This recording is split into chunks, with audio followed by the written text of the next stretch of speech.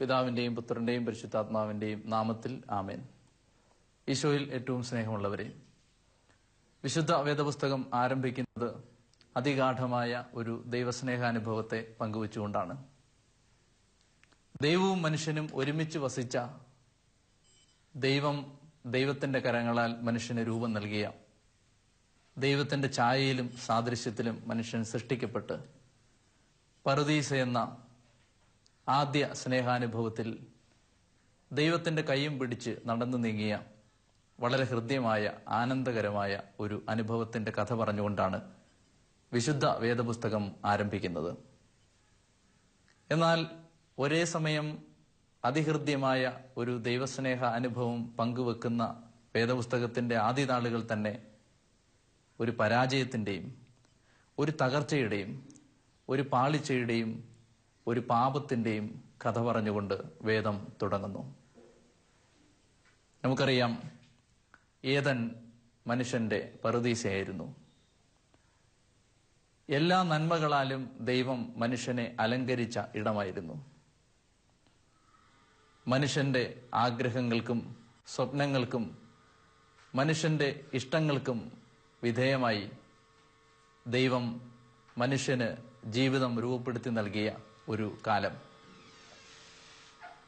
ദൈവത്തിന്റെ മകനായി, ദൈവത്തിന്റെ മകളായി ആദി മനുഷ്യരെ ദൈവം രൂപപ്പെടുത്തിയ ഈ ഏദൻ തോട്ടം ദൈവാനുഗ്രഹങ്ങളുടെ ഇടമായിരുന്നു. പറുദീസ എന്നൊരു സങ്കല്പം പറഞ്ഞുകൊണ്ട് ബൈബിൾ ആരംഭിക്കുമ്പോൾ, പറുദീസയെപ്പറ്റിയുള്ളൊരു ഓർമ്മ പങ്കുവെച്ചുകൊണ്ട് വചനം ആരംഭിക്കുമ്പോൾ അതിന്റെ അർത്ഥം എന്താണ്? എണ്ണിയാലൊടുങ്ങാത്ത ദൈവാനുഗ്രഹങ്ങളുടെ ആകത്തുകയാണ് ജീവിതം എന്ന് മനുഷ്യനെ ഓർമ്മപ്പെടുത്താനാണ് ഒരു പറുദീസയുടെ കഥ പറഞ്ഞുകൊണ്ട് ബൈബിൾ ആരംഭിച്ചത്. എത്രയേറെ ശ്രദ്ധയും എത്രയേറെ കരുതലും എത്രയേറെ പരിചരണവും ഒരുമിച്ച് ചേർന്ന് രൂപപ്പെട്ടതാണ് നമ്മുടെ ജീവിതം.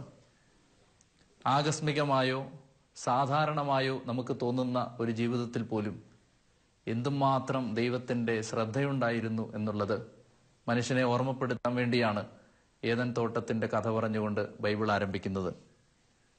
ആറ്റുതീരത്ത് നട്ട വൃക്ഷം എന്നൊരു സങ്കല്പത്തെ സങ്കീർത്തനങ്ങൾ അവതരിപ്പിക്കുന്നുണ്ട്. ദൈവാശ്രയത്തിൽ ജീവിക്കുന്ന ഒരു മനുഷ്യനെ പറ്റി ബൈബിൾ പറയുന്നു, അയാൾ ആറ്റുതീരത്ത് നട്ട വൃക്ഷം പോലെയാണ്.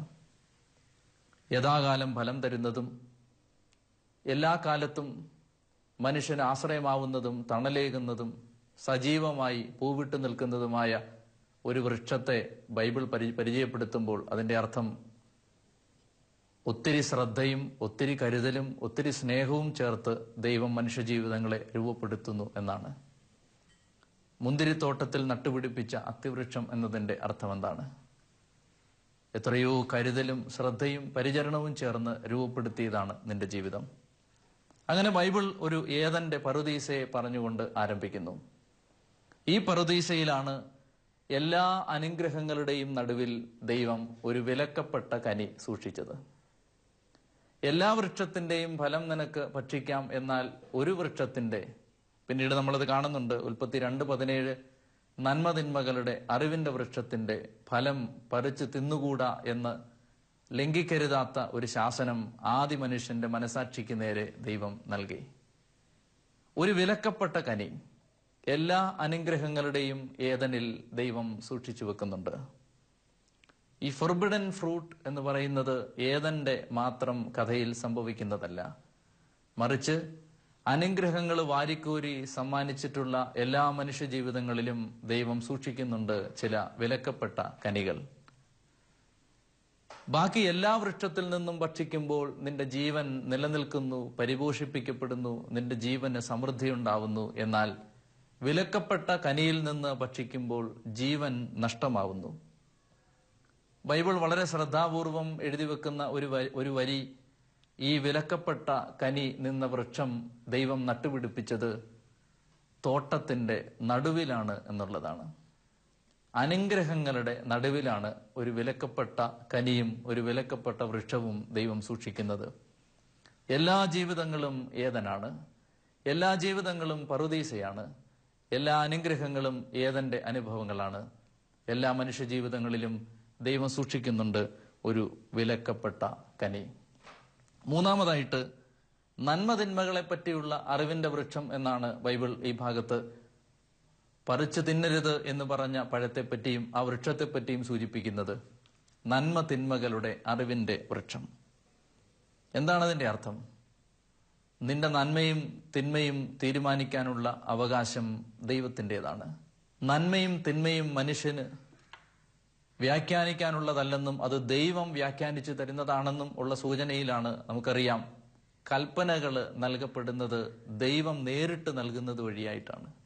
സീനായി മലമുകളിൽ മോശ എന്നൊരു പ്രവാചകനെ ഗിരിശൃംഗങ്ങളിലേക്ക് കൂട്ടിക്കൊണ്ടുപോയി 40 നേരാത്രങ്ങൾ ദൈവസാന്നിധ്യത്തിൽ ജീവിച്ചൊരു മനുഷ്യന് കൽപ്പനകളുടെ എഴുത്തുപലകകളും കൊടുത്ത് താഴ്വാരങ്ങളിലേക്ക് പറഞ്ഞു വിടുന്ന ഒരു ദൈവം.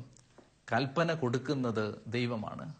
നന്മയേതെന്നും തിന്മയേതെന്നും മനുഷ്യരാശിയുടെ ചരിത്രത്തിന് വ്യാഖ്യാനിച്ചു കൊടുക്കുന്നത് ദൈവമാണ്. അത് മനുഷ്യൻ വ്യാഖ്യാനിക്കേണ്ടതല്ല.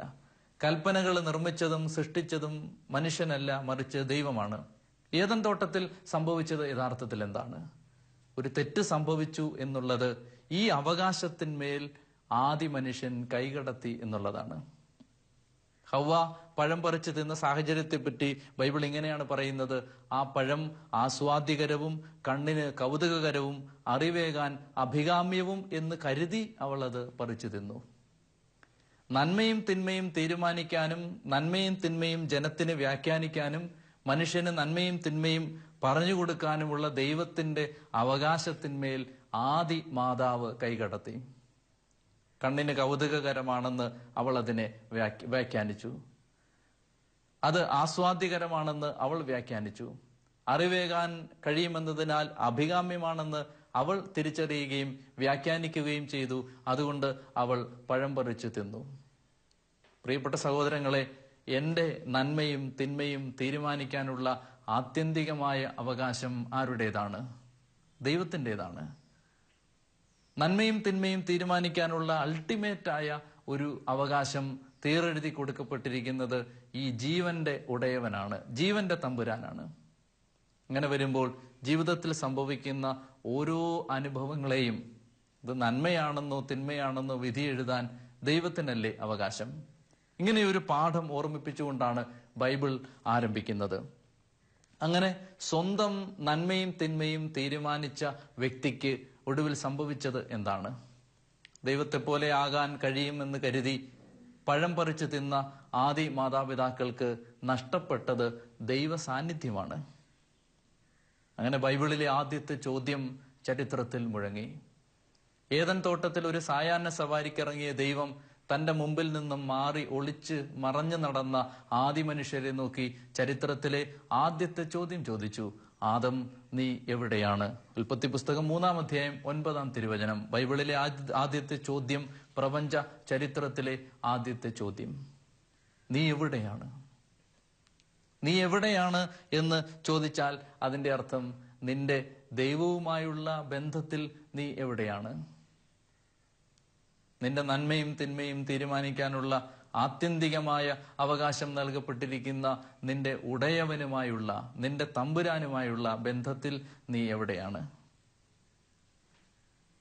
ഈ ചോദ്യം ചോദിക്കുമ്പോൾ ബൈബിൾ ഇങ്ങനെ പറയുന്നു: സ്വന്തം നഗ്നത തിരിച്ചറിഞ്ഞ ആദിമാതാപിതാക്കൾ ഒരു മരത്തിന്റെ പിന്നിലേക്ക് അവരുടെ സാന്നിധ്യത്തെ മറച്ചു നിർത്തുന്നു. ഇന്നലെ വരെ ദൈവത്തിന്റെ കൈവിരൽ തുമ്പിൽ തൂങ്ങി ഏദന്റെ വഴിത്താരകളിലൂടെ ആനന്ദതുല്യം നടന്നു നീങ്ങിയ രണ്ട് വ്യക്തികൾ ദൈവസാന്നിധ്യത്തിൽ നിന്നും ഓടിമറയുന്ന വേദനാജനകമായ സങ്കടകരമായ ഒരു കാഴ്ചയെ ബൈബിൾ അവതരിപ്പിക്കുന്നു. നഗ്നതയാണ് തങ്ങൾക്ക് സംഭവിച്ചത് എന്നവർക്ക് മനസ്സിലാവുന്നു. എന്താണ് അർത്ഥം? നഗ്നത എന്ന് പറയുന്നത് അനാവരണം ചെയ്യപ്പെടുന്ന അവസ്ഥയാണ്, മറനീക്കി പുറത്തു കാണിക്കപ്പെടുന്ന അവസ്ഥയാണ്. സ്വന്തം ഇല്ലായ്മകളും ശൂന്യതാബോധങ്ങളും ദൈവമില്ലാതെ തന്റെ ജീവിതത്തിൽ അവശേഷിക്കുന്ന സകല ഇല്ലായ്മകളും ഒരു മനുഷ്യന്റെ ജീവിതത്തിൽ വെളിവാക്കപ്പെടുന്നു.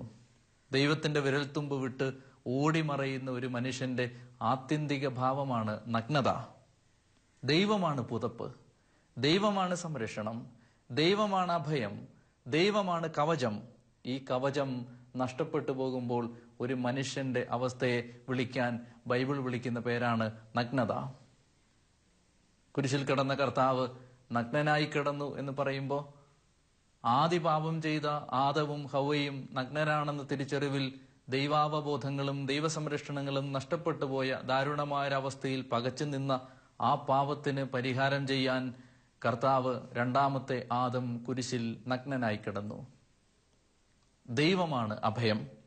അങ്ങനെ ഈ ദൈവ സാന്നിധ്യത്തിന്റെ സുരക്ഷിതത്വം നഷ്ടപ്പെട്ട് നഗ്നരായിപ്പോയ ഒരു മനുഷ്യരോട് ബൈബിൾ അവസാനിക്കുമ്പോൾ പുതിയ ആകാശവും പുതിയ ഭൂമിയും ഉണ്ടാകും എന്ന ഒരു വലിയ സ്വപ്നത്തെ വായനക്കാരന്റെ നെഞ്ചിലേക്ക് വെച്ചിട്ട് ബൈബിൾ ഇങ്ങനെ പഠിപ്പിക്കും: ദൈവത്തിന്റെ കൂടാരം മനുഷ്യരോട് കൂടെ.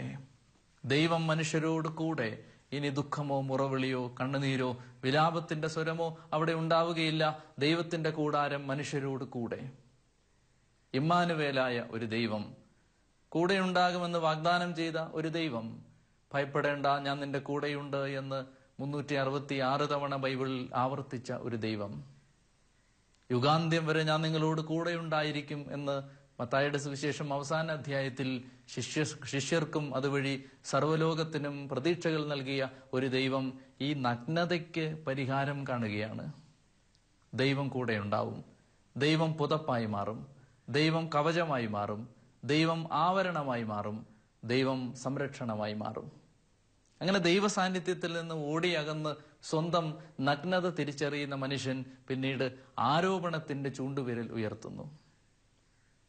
ആദത്തെയും ഹവ്വയെയും ഓർമ്മിക്കുമ്പോൾ ഇവരുടെ ആദ്യത്തെ സംഭാഷണങ്ങളിൽ എന്റേത് എന്റേത് എന്ന സ്വന്തമാക്കുന്ന, കൂടെ നിർത്തുന്ന, കൂട്ടി നിർത്തുന്ന ഒരു സംസാര രീതി ഉണ്ടായിരുന്നു. എന്റെ അസ്ഥിയുടെ അസ്ഥിയും മാംസത്തിന്റെ മാംസവും എന്ന് പറഞ്ഞ് ആദിമാതാവിനെ കരവലയത്തിനുള്ളിലേക്ക് ചേർത്ത് പിടിച്ച ആദം ആ സ്ത്രീയെപ്പറ്റി പാപത്തിന് ശേഷം പരാമർശിക്കുന്ന വാക്കുകൾ ശ്രദ്ധിക്കുക: നീ എനിക്ക് തന്ന സ്ത്രീ എനിക്ക് പഴം പറിച്ചു തന്നു, ഞാനത് ഭക്ഷിച്ചു. എന്റേതെന്ന് പറഞ്ഞ് ഇടനെഞ്ചിലേക്ക് സ്നേഹവാത്സല്യങ്ങളോടെ ചേർത്ത് വെച്ച ആത്മബന്ധത്തെ നീ എനിക്ക് തന്ന സ്ത്രീ എന്ന് പറഞ്ഞ് അന്യതാബോധത്തിലേക്ക് മാറ്റി നിർത്തുന്ന ഒരു മനുഷ്യന്റെ ദാരുണമായ പരാജയത്തിന്റെ കഥയാണത്. അതിന്റെ അർത്ഥം ഈ ദൈവ സാന്നിധ്യത്തിന്റെ ആവരണം നഷ്ടപ്പെടുമ്പോൾ മനുഷ്യര് പരസ്പരം ആരോപണത്തിന്റെ ചൂണ്ടുവിരൽ ഉയർത്തുന്നു. തെറ്റെന്റേതല്ല, തെറ്റ് നിന്റേതാണ് എന്ന തിരിച്ചറിവിൽ മനുഷ്യരെത്തിച്ചേരുന്നു. ഇനി സ്ത്രീ എന്താണ് പറയുന്നത്? ആ സ്ത്രീ പറയുന്നു: നീ സൃഷ്ടിച്ച കൗശലക്കാരനായ പാമ്പ് എനിക്ക് പഴം പറിച്ചു തന്നു, അത് ഞാൻ ഭക്ഷിച്ചു. ഒരാളിൽ നിന്ന് മറ്റൊരാളിലേക്ക് ഉത്തരവാദിത്തങ്ങൾ വഴുതി മാറുകയാണ്, തെന്നി മാറുകയാണ്. അവനവന്റെ ഉത്തരവാദിത്തങ്ങളെ ഏറ്റെടുക്കാൻ കഴിയാത്ത തരത്തിൽ ആരോപണങ്ങളിലേക്ക് മനുഷ്യര് ചുരുങ്ങിപ്പോവുകയാണ്. ചുരുക്കി പറഞ്ഞാൽ, ഒരു വിലക്കപ്പെട്ട കനിയും നന്മതിന്മകളുടെ അറിവിന്റെ വൃക്ഷവും ദൈവം നൽകിയ ഒരു ശാസനയും അതനുസരിക്കാൻ പരാജയപ്പെട്ടു പോയ മനുഷ്യരുമൊക്കെ ചേർത്ത് ബൈബിളിന്റെ ആദ്യ ഭാഗങ്ങളിൽ വേദനയുടെ ഒരു കഥ തീർക്കുന്നുണ്ട് ദൈവം. എല്ലാ കാലത്തെയും മനുഷ്യരനുഭവിക്കുന്ന സങ്കടകരമായ ചില ജീവിതാനുഭവങ്ങളുടെ നേർക്കാഴ്ചകൾ ഒരുക്കി ബൈബിൾ ആരംഭിക്കുന്ന ദൈവം ഏദനെന്ന പറുദീസയിൽ കൂപ്പുകരങ്ങളോടെ നിൽക്കാൻ ഓർമ്മിപ്പിച്ചു ദൈവം. സർവാവകാശങ്ങളും സർവാധികാരങ്ങളും സർവാനുഗ്രഹങ്ങളും മനുഷ്യന് നേരെ വെച്ച് നീട്ടിയ ഒരു ദൈവം അവനോട് പറഞ്ഞു: ഈ അനുഗ്രഹങ്ങളെല്ലാം നിന്റേതാണ്. ഓർമ്മിക്കുക, ജീവിക്കുന്ന കാലത്ത് നമുക്കറിയാം, എണ്ണിയാലൊടുങ്ങാത്ത നന്മകളുടെ ആവരണമണിയിക്കുന്നുണ്ട് നമ്മെയും ദൈവം. ഒന്നോർത്തു നോക്കിയാൽ കണ്ണു നിറഞ്ഞും നെഞ്ചു നിറഞ്ഞും മാത്രം കൂപ്പുകരങ്ങളോടെ നിൽക്കാൻ കഴിയുന്ന തരത്തിൽ 1000 അനുഗ്രഹങ്ങളാൽ ഓരോ ദിനത്തെയും സമൃദ്ധമാക്കുന്ന ഒരു ദൈവം. എന്നിട്ടും അറിഞ്ഞിട്ടില്ല നമ്മൾ ഈ അനുഗ്രഹങ്ങളുടെ നന്മകൾ എന്താണെന്ന്, സുഹൃതങ്ങൾ എന്താണെന്ന് കൂപ്പിയ കരങ്ങളോടെ നിന്ന് ഓർമ്മിച്ചെടുക്കാൻ നമ്മൾ ശ്രമിച്ചിട്ടുമില്ല. എങ്കിലും ഈ ഏദനെന്ന പറുദീസയിൽ നമ്മുടെ ജീവിതം മുന്നോട്ട് കൊണ്ടുപോവുകയാണ് ദൈവം. അവിടെയാണ് ചില വിലക്കപ്പെട്ട കനികളെ ദൈവം വെച്ച് നീട്ടിത്തരുന്നത്, ചില ശാസനകളെ ദൈവം തരുന്നത്. നന്മയേതെന്നും തിന്മയേതെന്നും നീ വിചാരിക്കുന്നത് നന്മയാവണമെന്നുണ്ടോ? നന്മയായി നീ നിരൂപിക്കുന്നത് നന്മയാവണമോ? തിന്മയായിട്ട് നീ കരുതുന്നത് തിന്മയാവണമോ? രണ്ടുമുണ്ട്. നന്മയായിട്ട് നീ കരുതുന്നത് നന്മയാവണമെന്നില്ല, തിന്മയായി നീ കരുതുന്നത് തിന്മയാവണമെന്നില്ല. നിന്റെ നന്മയും തിന്മയും തീരുമാനിക്കാനുള്ള സർവാവകാശങ്ങളും ദൈവത്തിൻ്റെതാണ്. ഈ അവകാശത്തിന്മേൽ ഒരു വ്യക്തി കൈകടത്തുമ്പോൾ അത് പാപമായിട്ട് മാറുന്നു. എന്റെ നന്മ ഞാൻ തീരുമാനിച്ചു കൊള്ളാം എന്ന് ദൈവത്തിന്റെ വിരൽ വിട്ട് ഓടിമറയുന്ന ഒരു കുട്ടി, ഒരു യുവാവ്, ഒരു ചെറുപ്പക്കാരൻ, ഒരു വൃദ്ധൻ, ഒരു മാതാവ്, ഒരു സഹോദരി ഒരു തീരുമാനമെടുക്കുമ്പോൾ അത് പാപമായിട്ട് മാറുന്നു. അങ്ങനെ സ്വന്തം നന്മതിന്മകൾ തീരുമാനിക്കുന്ന വ്യക്തികൾക്ക് ഒടുവിൽ നഗ്നതാബോധങ്ങൾ ഉണ്ടാവുന്നു. ദൈവം കൈവിട്ടുപോയവന്റെ ശൂന്യത, ദൈവം വിരൽത്തുമ്പിൽ നിന്ന് വെള്ളം പോലെ ഊർന്നുപോയവന്റെ നിരാശ്രയബോധം. അങ്ങനെ ഈ നഗ്നതാബോധത്തിൽ നിൽക്കുന്നവൻ ആരോപണങ്ങൾ ഉയർത്തുന്നു. ചുറ്റും നിൽക്കുന്നവരെല്ലാം ജീവിതത്തിന്റെ തകർച്ചയ്ക്ക് കാരണമാവുന്നു. നമ്മൾ കൂടെ നടന്ന മനുഷ്യരൊക്കെ ജീവിതത്തിന്റെ പരാജയങ്ങൾക്ക് കാരണമായി നാം എണ്ണി പറയുന്നു. ഉത്തരവാദിത്തങ്ങളെ മറന്നുപോകുന്നു. അങ്ങനെ ഈ ഉത്തരവാദിത്തങ്ങളെ മറന്നുപോയി പരസ്പര ആരോപണങ്ങളിൽ കുരുങ്ങിപ്പോകുന്ന ഒരു മനുഷ്യന്, ഒരു മാനവരാശിക്ക് ദൈവം ഒരു പ്രതീക്ഷ കൊടുത്തുകൊണ്ടാണ് ഈ കഥ അവസാനിപ്പിക്കുന്നത്. മനുഷ്യന് വേദനയോടുകൂടി മാതാവ്, സ്ത്രീ കുഞ്ഞിനെ പ്രസവിക്കുമെന്നും അധ്വാനിച്ച് നീ ഈ ഭൂമിയുടെ ഫലം അനുഭവിക്കുമെന്നുമൊക്കെയുള്ള ശിക്ഷകൾക്ക് ശേഷം കാലങ്ങൾക്കപ്പുറത്തേക്കും ചരിത്രത്തിനപ്പുറത്തേക്കും യുഗങ്ങൾക്കപ്പുറത്തേക്കും നീളുന്ന ഒരു വലിയ വാഗ്ദാനം ദൈവം മാനവരാശിക്ക് വെച്ച് നീട്ടുന്നു. കാലത്തിന്റെ സമ്പൂർണതയിൽ ഒരു രക്ഷകൻ അവതരിക്കും.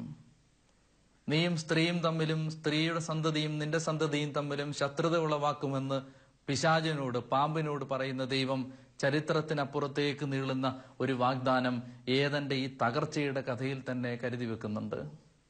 മാനവരാശിയുടെ മോചനത്തിനു വേണ്ടി ഒരാൾ ഇനിയും വരാനുണ്ട്. മാനവരാശിക്ക് വേണ്ടി ദൈവത്തിന്റെ പുത്രൻ ഭൂമിയുടെ മാറിലേക്ക് പിച്ചവെച്ച് നടക്കാനുണ്ട്. ഈ ഒരു പ്രതീക്ഷ അവശേഷിപ്പിച്ചിട്ടാണ് ഈ ഏദന്റെ കഥ പൂർണ്ണമാവുന്നത്. പ്രിയപ്പെട്ട സഹോദരങ്ങളെ, ആ പ്രതീക്ഷ ഭൂമിയെ തേടി വന്നു. അന്ധകാരത്തിലായിരുന്ന ജനം ഒരു വലിയ പ്രകാശം കണ്ടു. ഇരുളിന്റെ നിഴലിൽ കഴിഞ്ഞവർക്കായി ഒരു ദീപ്തി ഉദയം ചെയ്തു. ആ ദീപ്തിയുടെ, ആ പ്രകാശത്തിന്റെ പേരായിരുന്നു കർത്താവായ യേശു ക്രിസ്തു. ഭൂമി ഇന്നോളം കണ്ടിട്ടുള്ളതിൽ വെച്ച് നിർമ്മലനായ 33കാരൻ, ഭൂമി ഇന്നോളം അനുഭവിച്ചിട്ടുള്ളതിലും വെച്ച് പ്രകാശം ലോകത്തിന് സമ്മാനിച്ചവൻ, ആ ക്രിസ്തുവിന്റെ കാലത്തിന് ശേഷം അവന്റെ വെളിച്ചത്തിൽ ജീവിക്കാൻ ഭാഗ്യം കിട്ടിയവരെന്ന നിലയിൽ ഈ പ്രതീക്ഷയിലാണ് നമ്മുടെ ജീവിതം മുന്നോട്ട് നീങ്ങുന്നത്. അവനെ നമ്മുടെ വഴികളിലേക്ക് സ്വീകരിക്കുവാനും അവനെ നമ്മുടെ ഹൃദയത്തിന്റെ ശ്രീകോവിലുകളിൽ പ്രതിഷ്ഠിക്കാനും അവന്റെ മൂല്യങ്ങൾക്കനുസരിച്ച് ജീവിക്കാൻ ജീവിതത്തെ ക്രമപ്പെടുത്താനും ഉതകുന്ന ഒരു ആത്മീയ പരിസരങ്ങൾ നമ്മുടെ ജീവിതങ്ങളിൽ ഉണ്ടാവട്ടെ എന്ന് പ്രാർത്ഥിക്കാം. വിലക്കപ്പെട്ട കനികൾ വഴിത്താരകളിൽ മാടി വിളിക്കുമ്പോൾ, നന്മതിന്മകള് സ്വയം തീരുമാനിച്ചു കൊള്ളാം എന്ന സ്വാർത്ഥബോധത്തിന്റെ, അഹംബോധത്തിന്റെ ആരവങ്ങൾ ചുറ്റും നിലവിളികളായി ഉയരുമ്പോൾ, ദൈവം സമ്മാനിച്ച കൽപ്പനകളെ, ദൈവത്തിന്റെ ഹിതങ്ങളെ, ദൈവേഷ്ടങ്ങളെ എളിമയോടെ സ്വീകരിക്കുവാനും അത് കരം നീട്ടി ഏറ്റുവാങ്ങാനും ഉതകുന്ന ഒരു ആത്മീയത രൂപപ്പെടാൻ നമുക്ക് പ്രാർത്ഥിക്കാം. നല്ല കർത്താവേ, ഞങ്ങളുടെ ജീവിതത്തിന്റെ ഏതൻ അനുഭവങ്ങളെ ഓർത്ത് നിനക്ക് നന്ദി പറയുന്നു.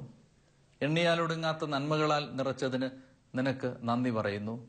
ജീവിതത്തിൽ നന്മതിന്മകൾ തീരുമാനിക്കാനുള്ള അവകാശം ഞങ്ങൾ നിന്റെ കരങ്ങളിൽ തിരികെ ഏൽപ്പിക്കുന്നു. നല്ലതായി ഞങ്ങൾക്ക് ഉപകാരപ്പെടുന്നത്, നന്മയായി നീ ഞങ്ങൾക്ക് കരുതി വെക്കുന്നത് 2 കരങ്ങളും നീട്ടി സ്വീകരിക്കുവാൻ ഞങ്ങളെ ഒരുക്കണമേ.